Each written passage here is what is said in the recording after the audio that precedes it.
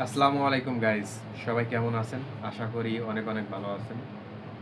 তো আপনাদের দোয়া ও ভালোবাসায় আমি অনেক অনেক ভালো আছি। তো আসলে আপনাদের সামনে আসা হয় না অনেকদিন, মানে আসলে ডিউটির একটু নানান ঝামেলার কারণে সামনে আসতে পারি না। তো যাই হোক, আজকে ফাইনালি কিন্তু গাইস চলে আসলাম। তো আজকে যে বিষয় নিয়ে আমি কথা বলবো, যে টপিক নিয়ে আপনাদের সামনে কথা বলবো, সেই টপিক হচ্ছে বাংলাদেশের অবস্থা বর্তমানে খুবই ভয়াবহ।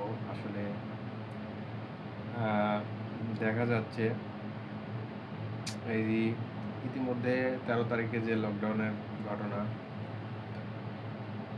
দেখলাম, আবারও কিন্তু নতুন করে আওয়ামী লীগ লকডাউন ডেকেছে। তো এটা আসলে 13 তারিখের যে বিষয়টা, মাঠে কিন্তু একটা জনগণও দেখা যাইতেছিল না। আবারও কিন্তু তারা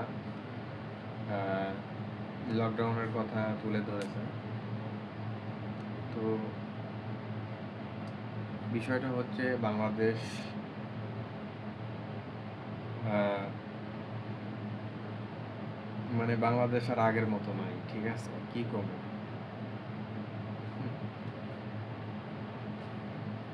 তো যাই হোক, আমরা বাংলাদেশের জনগণ সবাই সুষ্ঠু নির্বাচন চাই। সুষ্ঠু নির্বাচন বাংলাদেশে হবে ইনশাল্লাহ, সেটা ডক্টর মোহাম্মদ ইউনূস বলে দিয়েছেন। আগামীর বাংলাদেশ হবে ডিজিটাল বাংলাদেশ, আরও ডিজিটাল হবে, ঠিক আছে?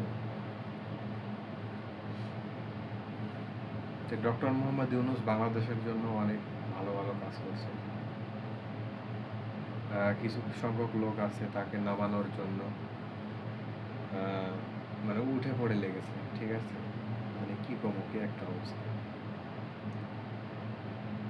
তো যাই হোক গাইস, ভিডিওটা যে যেখান থেকে দেখছেন অবশ্যই শেয়ার করতে কেউ বলবেন না। আর সব সময় সাথে থাকবেন নিত্য নতুন ভিডিও পাওয়ার জন্য। তো ভিডিওটা শেয়ার করতে কেউ বলবেন না গাইস।